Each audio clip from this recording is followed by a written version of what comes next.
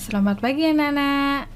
Kita masih melanjutkan di tema 1 subtema 1 PB 1. Salah satu contoh tumbuhan yang berkembang biak dengan bunga adalah tumbuhan jagung. Tepung sari pada bunga jagung akan terbawa angin ketika angin bertiup.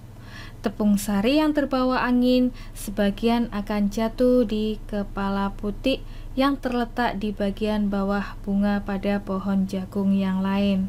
Ketika itulah terjadi pembuahan. Perkembangbiakan ini dinamakan perkembangbiakan generatif. Tahukah kamu bagaimana proses perkembangbiakan generatif? Yuk kita cari tahu. Sebelumnya, perhatikan gambar bagian-bagian bunga berikut. Kalian akan mengetahui bagian-bagian bunga. Yang pertama ada mahkota bunga, ada benang sari, ada putik, ada kelopak bunga, bakal biji, dasar bunga, tangkai bunga. Nah, perhatikan, bagian yang paling indah dari bunga disebut mahkota bunga.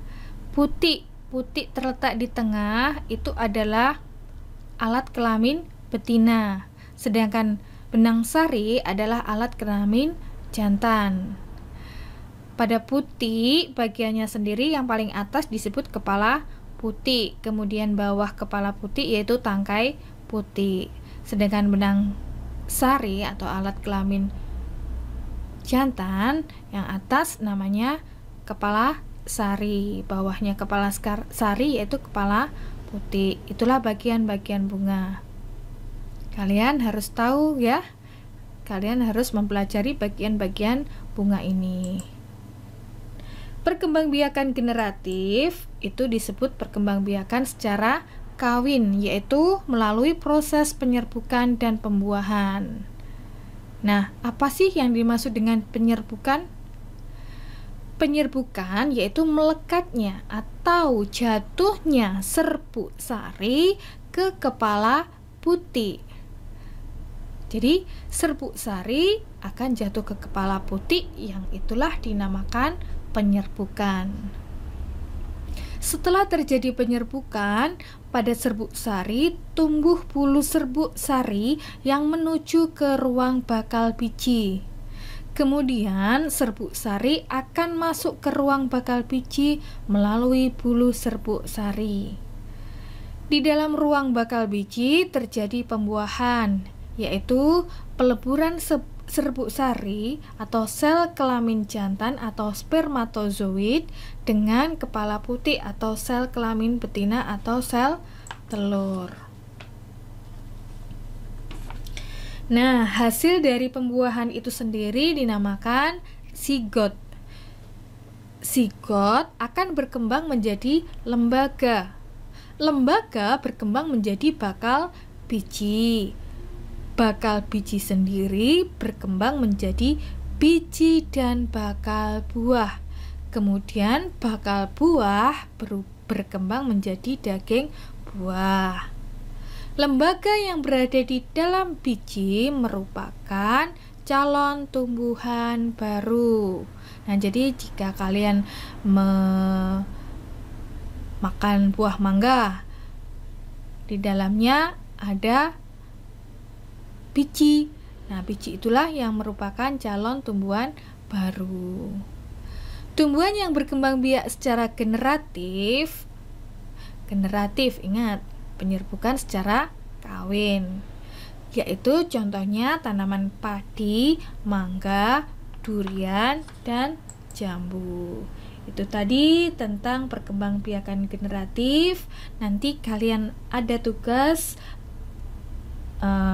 menyebutkan bagian-bagian bunga dan cara penyerbukannya. Sekarang kita perhatikan selanjutnya. Coba bayangkan, seandainya tumbuhan tidak berkembang biak, apa yang akan terjadi ya? Mungkin akan terjadi musnah atau kelangkaan pada tumbuhan tersebut. Nah, bunga yang indah itu bukan hanya tumbuh di Indonesia, di negara-negara lain seperti negara-negara tetangga juga memiliki bunga yang cantik. Salah satunya bunga kembang sepatu. Bunga kembang sepatu tumbuh di Indonesia dan Malaysia. Bunga ini dapat digunakan sebagai pewarna. Di Malaysia, bunga kembang sepatu dinamakan bunga raya dan merupakan bunga nasional. Nah, ini ada bunga Kamboja. Perhatikan bunga tersebut. Bunga ini sering digunakan dalam perlengkapan tari di Bali. Dor campa atau bunga Kamboja dapat ditemukan di Indonesia dan Laos. Di negara tersebut, bunga ini digunakan untuk dekorasi upacara keagamaan dan penyambutan tamu.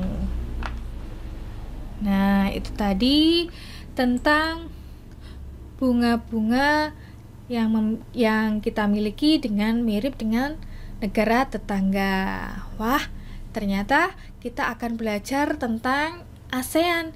ASEAN yaitu negara-negara tetangga di wilayah Asia Tenggara. Untuk kali ini kita akan belajar tentang ASEAN. Sebelumnya kita perhatikan yuk peta berikut. Peta berikut menampilkan negara-negara ASEAN atau Asia Tenggara. Kita awali dengan negara Indonesia. Indonesia, perhatikan gambar yang berwarna kuning. Itulah negara kita, negara Indonesia. Kemudian di negara Indonesia ini terdapat 5 pulau terbesar. Yang pertama yaitu Sumatera, Kalimantan, Sulawesi, Papua, dan Pulau Jawa. Di dekat Pulau Sumatera terdapat negara Singapura. Perhatikan itu, bentuknya kecil sekali di peta. Nah, itu adalah negara Singapura. Nanti kita akan belajar lebih lanjut tentang negara-negara tetangga. Kemudian di atas negara Singapura terdapat negara Malaysia. Negara Malaysia ada dua bagian timur dan bagian barat. Di atas negara Malaysia terdapat negara Thailand. Jika di dalam tayangan tersebut berwarna hijau. Kemudian di samping Thailand ada negara Kamboja. Tampak di layar berwarna merah muda. Kemudian di samping Kamboja ada negara Vietnam. Kemudian di atas Kamboja ada negara Laos yang berwarna coklat. Kemudian di utara Thailand itu ada negara Myanmar. Nah, kita menuju ke negara Brunei Darussalam. Nah, Brunei Darussalam berbatasan daratan dengan negara Malaysia. Letaknya berbatasan dengan daratan Malaysia. Kemudian di atas Pulau Sulawesi itu terdapat negara Filipina. Nah, itu tadi adalah negara-negara Asia Tenggara. Kalian harus tahu letak-letaknya ya anak-anak. Coba perhatikan. Kita hitung bersama-sama yuk. Ada berapa? Yang pertama Indonesia, 2 Singapura, 3 Malaysia, 4 Kamboja, 5 Thailand, 6 Vietnam, 7 Laos, 8 Myanmar, 9 Filipina, 10 Brunei Darussalam. Jadi ada 10 negara Asia Tenggara. Nah, perhatikan kembali, kalian juga akan mengenal wilayah Asia Tenggara beserta kehidupannya, kehidupan sosial budayanya, dan segala macam bentuk yang ada di negara tersebut. Perhatikan juga benderanya, kalian akan mengetahui bendera dari masing-masing negara Asia Tenggara. Selanjutnya, kita akan belajar tentang kehidupan sosial budaya masyarakat Asia Tenggara. Sebelumnya, saya akan menjelaskan tentang 5 pendiri negara anggota ASEAN. Nah, ASEAN, siapa saja sih yang menjadi bentuk dari atau pendiri dari ASEAN? Nah, pada tahun 1967, 5 negara berperan dalam pembentukan negara ASEAN, yaitu Indonesia, Malaysia, Thailand, Singapura, dan Filipina. Masing-masing negara mengirimkan utusannya atau delegasinya untuk mendirikan ASEAN. Dari Indonesia, yaitu Adam Malik, Malaysia, Tun Abdul Razak, Thailand, Tanat Koman, Singapura, S. Raja Ratnam, Filipina, Narcisco Ramos. Itulah tokoh-tokoh pendiri ASEAN. Nah, baru kita akan memasuki kehidupan sosial budaya ASEAN. Yang pertama, Brunei Darussalam. Ada apa sih di Brunei Darussalam? Yuk. Desa terapung di Brunei Darussalam adalah Kampung Anyer. Nah, budaya Brunei dipengaruhi oleh ajaran Islam. Mayoritas penduduknya adalah Melayu. Nah, ini dia Kampung Anyer di Brunei Darussalam. Wow, ada nasi, enak sekali rasanya. Ini dari negara mana? Yuk kita cari tahu. Wah, ternyata di Malaysia. Kali ini kita akan belajar kehidupan sosial di Malaysia. Johnston adalah kota yang terdaftar di UNESCO World Heritage dan terletak di Pulau Penang, Malaysia. 3 kaum utama di Malaysia adalah Melayu, Cina, dan India. Makanan khasnya adalah nasi lemak. Wah, kayaknya enak nih. Nasi lemak adalah makanan khas Malaysia. Nah, ini ada tarian. Tari apa sih? Yuk kita cari tahu. Wah, kita akan belajar di negara Filipina. Budaya Filipina merupakan hasil perpaduan antara budaya barat dan timur. Po dan opo sebutan orang yang lebih tua di Filipina. Wah, ini ternyata tarian tinikling, merupakan tarian masyarakat Filipina yang menceritakan burung tinikling yang berjalan melompat menghindari perangkap bambu petani padi. Itu tadi tentang Filipina. Wah, ini masih ada masakan lagi. Dari negara mana ya? Ternyata dari Kamboja. Yuk kita cari tahu tentang sosial budaya Kamboja. Candi di Kamboja terbuat dari batu. Orang Khmer mengenakan syal kotak-kotak yang disebut krama. Ini kita ambil poin-poin pentingnya ya. Makanan terkenal dari Kamboja yaitu cha yang artinya tumisan. Nah, kelihatannya sama dengan negara kita. Negara kita juga ada yang namanya cha kangkung. Namanya juga tumisan kangkung. Itulah kesamaan dengan negara Indonesia. Wow, keren. Ini gambar apa ya? Sepertinya gambar sebuah pagoda. Di negara mana ya? Wow, kita belajar di negara Myanmar. Myanmar disebut sebagai negara 1000 pagoda. Mayoritas keturunan Tibet. Pakaian tradisionalnya disebut longyi berbahan katun. Nah, jangan lupa bahwa Myanmar disebut sebagai negara 1000 pagoda. Wow, ada yang mengenakan baju. Baju apa sih ini? Dan dari mana? Yuk kita kenal. Kita akan belajar di Vietnam, sosial budaya Vietnam. Permainan tradisionalnya adalah permainan menangkap jangkrik. Baju khas dari Vietnam disebut áo dai. Apa? Áo dai. Inilah baju dari Vietnam yang disebut áo dai. Indah bukan? Mayoritas memiliki nama keluarga Nguyen. Itulah sosial budaya Vietnam.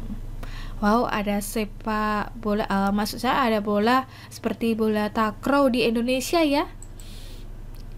Nah, kita akan belajar di negara Laos. Olahraga tradisional di Laos adalah katau. Katau itu bolanya bola seperti bola takraw dari anyaman bambu. Tahun baru Laos disebut Bun Pi Mai.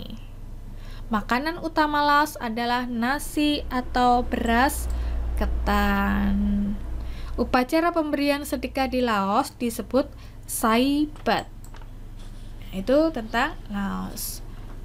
Wah, ini seperti ada patung. Patung di manakah itu? Yuk kita cari tahu. Kita akan belajar di negara Singapura. Singapura memiliki lambang negara yaitu Merlion atau patung berkepala singa dan berbadan ikan. Bahasa resminya yaitu Melayu, Mandarin, Inggris, Tamil. Memiliki budaya jalan kaki di negara Singapura. Wah, segar sekali. Ada teh poci, ada Thai tea dari mana ya? Yuk, kita belajar di negara Thailand. Di Thailand, satu-satunya negara yang tidak pernah dijajah di ASEAN adalah Thailand. Jadi, bebas dari penjajahan Thailand tersebut ya. Kemudian, Ramakin adalah cerita nasional Thailand. Thailand dan Indonesia memiliki tradisi minum teh. Jadi memiliki sama-sama kesamaan memiliki tradisi minum teh. Kalau di Indonesia disebut teh poci, di Thailand disebut Thai iced tea. Wah, kalian tentunya sudah pernah merasakan bagaimana rasanya teh poci dan Thai iced tea, segar sekali. Itulah persamaan dengan negara Indonesia. Nah, kondisi geografis Asia Tenggara.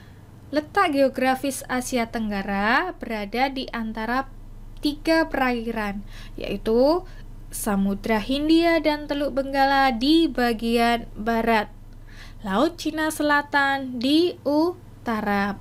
Berarti utara dari ASEAN yaitu Laut Cina Selatan, dan bagian timur yaitu Samudra Pasifik. Ingat, di bagian barat Samudra Hindia dan Teluk Benggala, utara Laut Cina Selatan, timur Samudra Pasifik. Wilayah Asia Tenggara dibagi menjadi 2 daratan, yaitu yang pertama daratan berbentuk semenanjung. Wilayah yang berbentuk semenanjung yaitu Myanmar, Thailand, Laos, Kamboja, Vietnam, dan wilayah Malaysia bagian barat. Daratan berbentuk gugusan kepulauan yaitu negara Filipina, Indonesia, Malaysia bagian timur, Singapura, dan Brunei Darussalam. Karena berbentuk pulau, makanya dinamakan gugusan kepulauan. Ingat, negara Filipina berbentuk gugusan kepulauan, Indonesia, kemudian Malaysia bagian timur, Singapura, dan Brunei Darussalam. Nah, anak-anak, nanti kalian akan mengetahui persamaan dan perbedaan antara dua negara. Kamu akan mencari informasi lebih dalam dengan tugas-tugas yang akan Ibu sampaikan. Sekian penjelasan dari saya, semoga bermanfaat. Sampai jumpa.